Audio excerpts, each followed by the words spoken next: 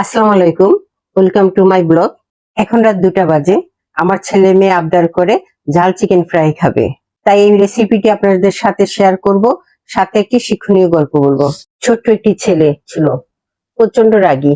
তাই দেখে তার বাবা তাকে একটি তারকাটা ভর্তি ব্যাগ দিল আর বলল, যখন তুমি রাগ করবে তখন একটি করে পেরেক নিয়ে আমার বাগানে বেড়ায় লাগিয়ে আসবে। প্রথম দিনই ছেলেটি বাগানে গিয়ে 37টি পেরেক মারতে হলো। পরে কয়েক সপ্তাহে ছেলেটি তার রাগকে কিছুটা নিয়ন্ত্রণ করতে পারলো। প্রতিদিন কাঠের নতুন পেরেকের সংখ্যা ধীরে ধীরে কমে এলো। সে বুঝতে পারলো হাতুড়ি দিয়ে কাঠ বেড়ায় পেরেক বসানোর চেয়ে রাগকে নিয়ন্ত্রণ করা অনেক বেশি সহজ।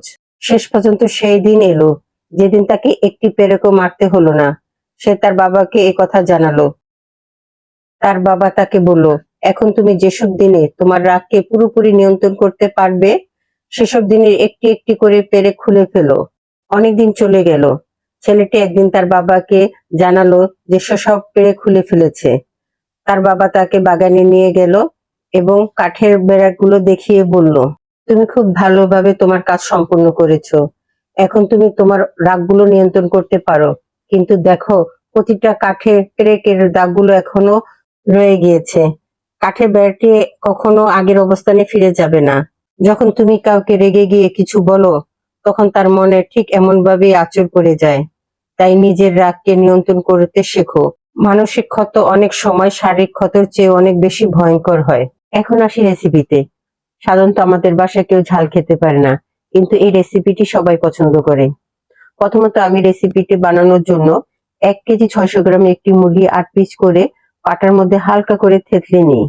20টা কাঁচামরিচ, 20টা শুকনো মরিচ এবং 2টা বোম্বাই মরিচের সাথে কিছু গরম মশলা এবং দারচিনি, 1 চামচ লবণ, 1 কাপ পেঁয়াজ, 1 চামচ চিনি, 2 চামচ আদা রসুন বাটা, 1 চামচ হলুদের গুঁড়া, সবগুলো একত্রে বেটে নিয়ে মশলার একটি পেস্ট তৈরি করব।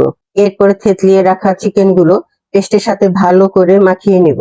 মাখানো চিকেন 2টি ডিম দিয়ে মাখিয়ে 10 মিনিট রেখে দিলাম। তারপর কোটিং করার জন্য একটি বাটিতে 5 চামচ ময়দার সাথে 1 চামচ লবণ, হলুদের গুঁড়া, 1 চামচ মরিচের গুঁড়া একত্রে মিক্স করে নিলাম। এর সাথে চিকেন ভালো করে কোটিং করে নেব। পরের ধাপে দ্রুত রান্না করার জন্য আমি 2টি প্যানের মধ্যে তেল গরম করে মেখে রাখা চিকেন গুলো দিয়েছি এবং অল্প আঁচে এপিট ওপিট করে ভালো করে ভেজে নিয়েছি। হয়ে গেছে ঝাল ঝাল চিকেন ফ্রাই। রেস্টুরেন্ট থেকে কোনো অংশে কম হয়নি। সবাই বাসায় ট্রাই করবেন এবং কমেন্ট করে জানাবেন কেমন হয়েছে। আশা করি ভিডিওটি ভালো লেগেছে। আল্লাহ হাফেজ।